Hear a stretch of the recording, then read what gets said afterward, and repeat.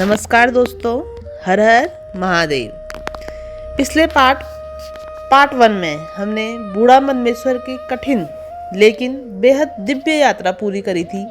अगर आपने उस वीडियो को नहीं देखा है तो पहले आप उस वीडियो को चेक इन कर लीजिए, फिर या जाके इस वीडियो में आइए, तभी पूरी यात्रा का आनंद आपको आ पाएगा।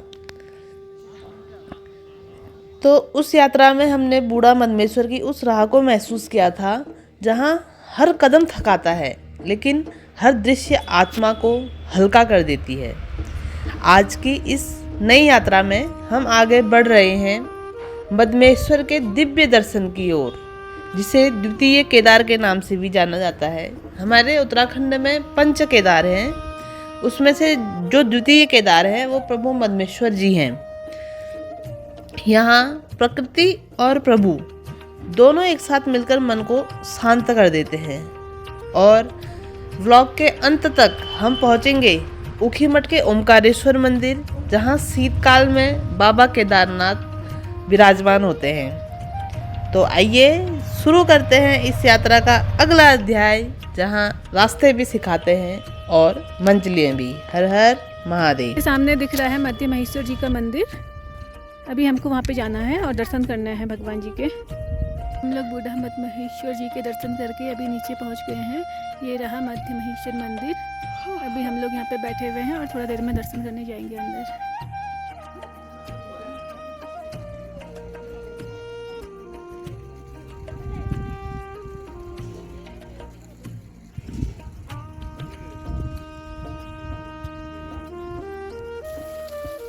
ये रहा यहाँ पे सरस्वती कुंड, त्रिशिला, चारों जगह के पैर के निशान। गौरी शंकर मंदिर है यहाँ पे छोटा सा, त्रिशिला।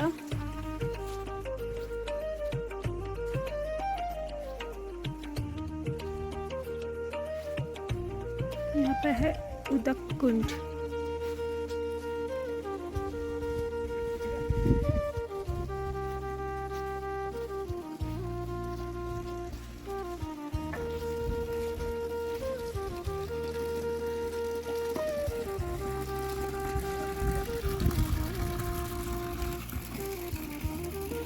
यते गम्यते यत्र तद्लिंगम, जहाँ से शिव जी प्रकट हो गए वही लीन मन गुप्त हो गए, वही स्वयं ज्योतिर्लिंग केदारनाथ। के मन ही स्वर्ग है, दार मन ही दरवाजा, मोक्ष के द्वार मन ही केदारनाथ। तो सत्युग के उसके बाद जब महाभारत कुरुक्षेत्र युद्ध के बाद पंच पांडवों को ब्रह्म हत्या, गुरु हत्या, गोत्र हत्या का श्राप लगते, भाई भाइयों की हत्या, गुरुओं की हत्या करने के बाद पाप विमोचन के लिए भोलेनाथ के दर्शन के लिए जब आते हैं इस हिमालय पे, भोलेनाथ एक जगह पे दर्शन न देकर अलग अलग जगहों पे अलग अलग शक्ति स्वरूप से जो दर्शन दिए वही पंच केदार से कहलाते हैं। जैसे शिव जी को कहते हैं पंचमुख परमेश्वर कहते हैं, सद्योजात वामदेव अघोर तत्पुरुष ईशान। जैसी 5 मुख है वैसे ही 5 तत्व भी है, पृथ्वी, आप, तेज, वायु, आकाश। हम जो बैठे हैं पृथ्वी भी चाहिए, हम जो ऊपर है आकाश भी चाहिए, और जल भी चाहिए, वायु भी चाहिए, अग्नि भी चाहिए। जब तक पंच महाभूत अपना शरीर में है, इस शरीर को जीवात्मा भी कहते हैं, परमात्मा भी कहते हैं। ये पंच महाभूत भोलेनाथ के चरणों में लीन होने के बाद इस शरीर को क्या कहते हैं? तो शरीर तो नश्वर है, नश्वराणि शरीराणि नाना रूपाणि कर्मा, लेकिन नाश होने से पहले ही भोलेनाथ की स्मरण, उनकी चिंतन, उनके गुणगान करने चाहिए ये जीवात्मा। नहीं तो क्या होगा? मनुष्य रूपेण मृगाश्चरित रूप मनुष्य के रहने के बाद भी हमारा प्रवृत्ति धर्म से, सत्य से नहीं चले तो क्या होगा? मनुष्य होकर भी पशु से भी, राक्षस से भी अधिक हो जाते हैं। फिर पुनरपि जननम पुनरपि मरणम, किसी योनि में आए 84 लक्ष योनि में मनुष्य होकर हम जन्म लिए। इस जन्म को सार्थक उनको भोलेनाथ की स्मरण, उनकी चिंतन, उनके गुणगान से ही ये जीवन सार्थक है। पंच पांडवों ने वैसे ही धर्म क्या है सब जानते थे लेकिन कर नहीं पाए, अधर्म क्या है सब जानते थे छोड़ नहीं पाए। इसलिए तो कहते हैं अन्य क्षेत्रे कृतम पापम मदमेश्वर क्षेत्र कर्मशति। अन्यत्र जीवात्मा जो भी कृत्य की है इस पुण्य क्षेत्र में आकर दर्शन स्पर्श नश्च मस्तक, जो यहाँ स्पर्श हो जाते हैं जीवात्मा परमात्मा बन जाते हैं। पापात्मा पुण्यात्मा बन जाते। वैसे ही पंच पांडव ने आए हैं, लेकिन भोलेनाथ एक जगह पे दर्शन नहीं दिया, अलग अलग जगहों पे अलग अलग शक्ति स्वरूप से दर्शन दिए। वही पंच केदार से कहलाते। केदारनाथ में भोलेनाथ पृष्ठ भाग के दर्शन दिए, द्वितीय केदार भगवान मधुमेश्वर में मध्य भाग की नाभि के स्वरूप में दर्शन दिए, और तृतीय तुंगनाथ में हृदय और भावों के दर्शन, रुद्रनाथ में नेत्र मुखमंडल, कल्पेश्वर में जटा। केदारम मध्यमम तुंगम तथा रुद्रालयम प्रियम कल्पकम च महादेवी सर्व पाप प्रणाशन। जिन्होंने पांचों क्षेत्रों की दर्शन पूजन स्मरण करते हैं, सर्व पाप प्रणाश हो जाते। कहाँ से?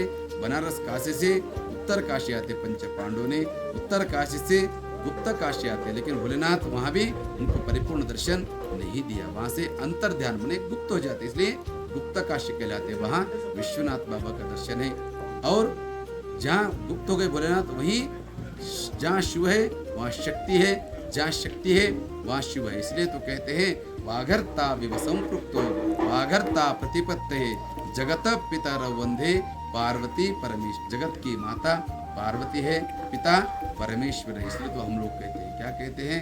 त्वमेव माता च पिता त्वमेव त्वमेव बंधुश्च सकलात्ममेव त्वमेव विद्यम तृणंतमेव त्वमेव सर्वम मम देव। हमारा सर्वस्व देवों की देव महादेव है। लिंग मध्य जगत सर्वम जगदेत चराचरम, सृष्टिकर्ता ब्रह्मांड नायक देवों की देव महादेव है। तब माता पार्वती की तपस्या की है, माता पार्वती के कृपा से भोलेनाथ वहाँ अर्धनारीश्वर स्वरूप में दर्शन दिए गुप्त काशी में, इसलिए वहाँ अर्धनारीश्वर दर्शन भी है।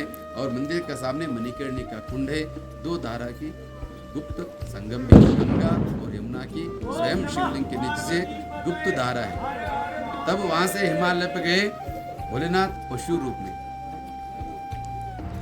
यह है पंचनाम देवताओं के मंदिर। प्राचीन परंपराओं के अनुसार यहाँ 5 प्रमुख देवताओं की पूजा होती है। मधमेश्वर मंदिर की यह स्थापत्य कला जो है कत्यूरी काल की प्राचीन पत्थर शिल्प परंपरा को दर्शाती है। इन पत्थरों को बिना किसी सीमेंट के सटीक कटाई और संतुलन से बनाया गया है। अब वापसी का टाइम हो गया है। मंदिर की ये अंतिम झलकियाँ मन को बार बार रोक लेती हैं। पता नहीं अब कब आना हो पाएगा। हे महादेव, मुझे हर साल बुलाना यहाँ। यह दृश्य, यह शांति, यह अनुभव हमेशा हमारे साथ चलने वाला है। मधमेश्वर की यात्रा हमें अच्छे से दर्शन हो गए, और हम नीचे लगभग 18 - 4 करो कितना होता है? 18, 17, 16, 15, 14 किलोमीटर। आज हम बताओ कितना चले? 14 + 4 15, 16, 18 किलोमीटर चले। क्योंकि हम सुबह मधमेश्वर से 2 किलोमीटर ऊपर बूढ़ा मधमेश्वर गए, फिर 2 किलोमीटर नीचे आए मधमेश्वर, फिर 14 किलोमीटर अभी बंतोली में रुके हैं, क्योंकि हमें चलते चलते रात हो गई थी यहाँ। एक देखो इसके लक्षण। वैसे तो हम आज पहुंच जाते राशि, लेकिन हम ये तीनों तो ये तो हवा की तरह चलती है। इसका नाम उड़न परी है। ये ओके चली थी, ये मेरे कारण लेट होगी। ये हाँ, ये मेरे कारण लेट होगी। अपना भी तो बता। और मैं सबसे लास्ट रह के चल रही थी। कछुआ चाल से भी कम। हाँ, कछुआ तुमसे जल्दी वो आवाज जो रेंगता है वो कछुआ वाली चाल से चल रही थी मैं, लेकिन जल्दी चलता है देखो। नहीं दे रहे हम, उदाहरण ही नहीं दे रहे हम। हाँ, तो हम नीचे आते आते जब बंतोली में हम पहुंचे तो हमें लेट हो गई। लेट नहीं, सॉरी, अंधेरा होने लग गया था, और हमें आगे रांची तक चलना था लगभग 5-6 किलोमीटर। तो अंधेरे में रिस्की था, तो बंतोली में ही हमें एक बढ़िया सा रूम मिल गया है हम चारों को। तो अब आज का स्टे हमारा यहीं रहेगा। तो अभी स्नान ध्यान करके हम करते हैं भोजन। सुबह निकलेंगे हम राशि। सुबह कितने बजे निकलेंगे हम? जितने बजे बता देना कल। सुबह जल्दी निकलेंगे, ताकि हमें कल पकड़नी है देहरादून की गाड़ी, ठीक है? और ना हमें बहुत खुशी हो रही है। पैसा मिल गया। हाँ, मुझे रास्ते में पैसे नहीं दिखाते, नजर लग जाएगी। तो आज हम द्वितीय केदार के हमने किए, लेकिन तूने कितने केदार के दर्शन कर दिए? 4 3 केदारनाथ, हाँ 3 इसने कर दिए। 3 केदार के दर्शन मैंने किए हैं अभी तक। 3 केदार के दर्शन गई वहां तक, लेकिन दर्शन नहीं हो पाए। 3 जगह गई लेकिन दर्शन सिर्फ एक जगह के हो पाए मुझे, वो आज मदमेश्वर के दर्शन हुए सिर्फ। केदारनाथ गई ऊपर लेकिन दर्शन नहीं कर पाई, और ऐसी तुंगनाथ गई थी जब, तब भी वहाँ दर्शन नहीं कर पाई थी। इतनी अच्छी किस्मत है मेरी, क्या ही बोलूँ अब, बुरी किस्मतें नहीं बोलते हैं बल। तो बंतोली में हमने कल रात स्टे किया था क्योंकि चलते चलते रात हो गई थी। लगभग 5 किलोमीटर और चलना है। सुबह अभी हम निकल गए हैं। वो जो गांव दिखाई दे रहा है वो है गोंडार। ये होगा लगभग 1 किलोमीटर, और गोंडार से खड़ी चढ़ाई है 4 किलोमीटर की। तब हम पहुंचेंगे अकतौली धार। फिर 1 किलोमीटर और चलना है रांची पहुंचने के लिए। तब देखते हैं वहाँ शेयरिंग कैब वगैरह मिल जाए तो अच्छा रहेगा। वापसी का रास्ता है।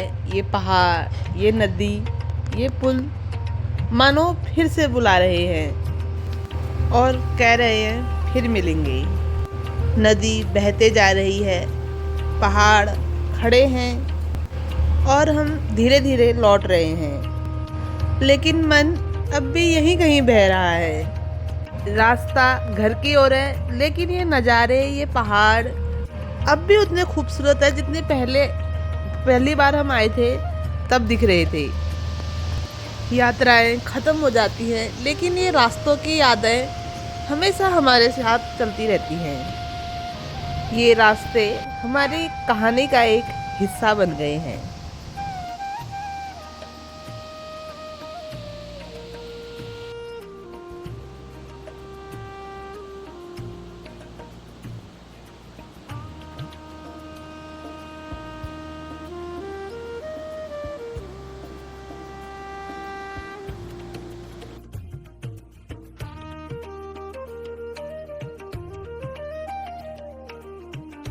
तोली से नीचे आ गए हैं। यहाँ संगम है 2 नदियों का। उधर से तो मधु गंगा आ रही, इधर से ध्यान नहीं आ रहा मुझे कौन सी नदी है। बीच में पुल है। अब गोंडार को लगभग चढ़ाई है। ये वाला अभी तो ये वाला रास्ता लगा है। ये मेरे ख्याल से बगड़ वाला एरिया है। बगड़ बोले तो भूस्खलन वाला एरिया है, इसलिए यहाँ टेम्परेरी रास्ता बना रखा है। अभी तो सेफ है, लेकिन बरसात के दिनों में थोड़ा रिस्की वाला हो सकता है। अब हमारी जैसे कि यात्रा पूर्ण होने वाली है, तो एक याद जैसी आ रही है इन रास्तों की। तुझे आ रही नहीं आ रही तुलसी? क्या आप इस यात्रा को अपने जीवन के स्वर्णिम पलों में अंकित करना चाहेंगे? अंकित नहीं, कुछ और। हैं? हाँ तो बोल दे, बेवकूफ़ जैसी इग्नोर मारते हुए जा रही। हाँ सुनाई भी नहीं दे रहा था, नहीं क्या बोल रही होगी। वो देखो बंतोली। ओए प्रभु, गोंडार लगभग पहुंचने वाले हैं। हो, गोंडार के बाद चलते चलते एक झरना आएगा। ये झरने से चढ़ाई है अकतौली धार तक का।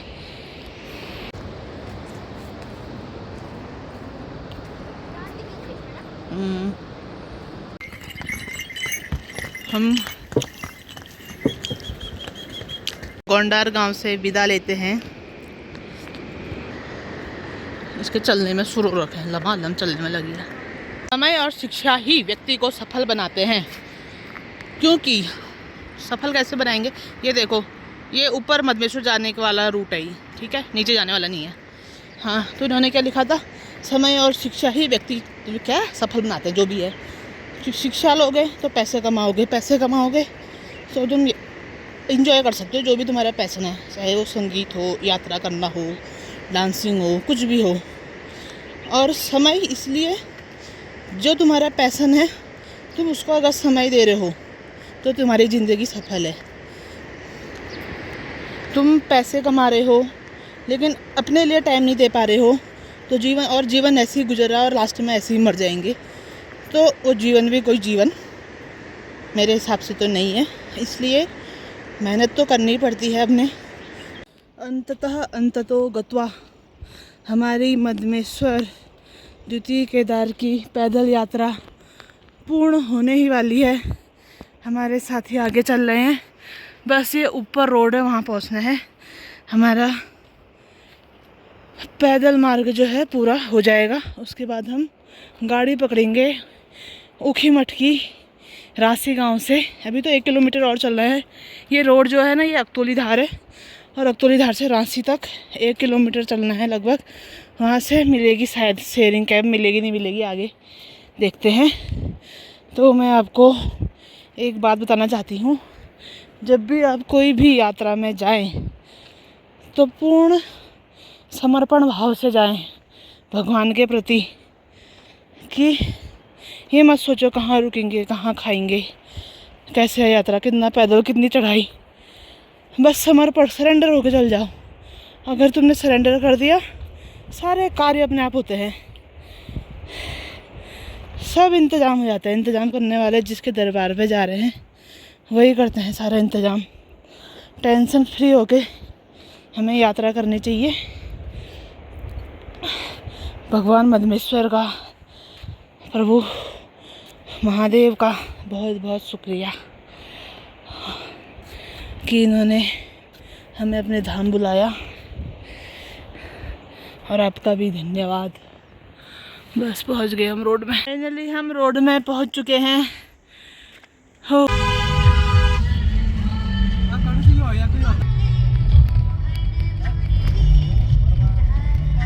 Thank you so much. हमने पैदल मात्रा यार क्या पैदल चल चल गए, इनका मानसिक संतुलन गजबजा गया है। जो भी हो, thank you thank you thank you. कहाँ गए थे हम सच्ची में? वो उधर उधर उधर उधर भगो, चौखंबा के आगे ही पहुँच गए थे। अब हम जाएंगे सीधे सीधे रोड रोड रोड रांसी।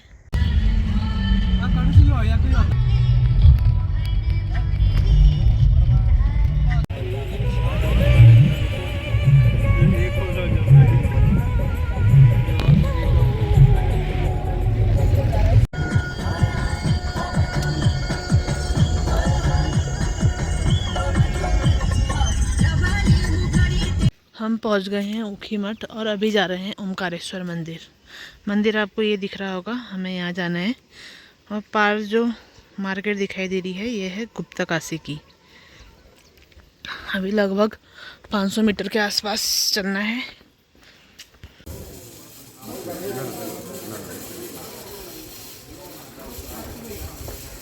ये जो मंदिर है ये है ऊखीमठ का ओमकारेश्वर मंदिर, जहाँ बाबा केदारनाथ शीतकाल में निवास करते हैं।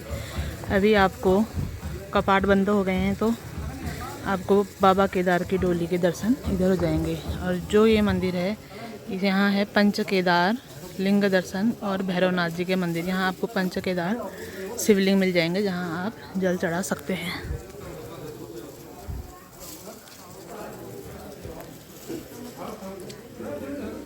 ओमकारेश्वर के दर्शन के साथ यह यात्रा यहीं पूर्ण होती है।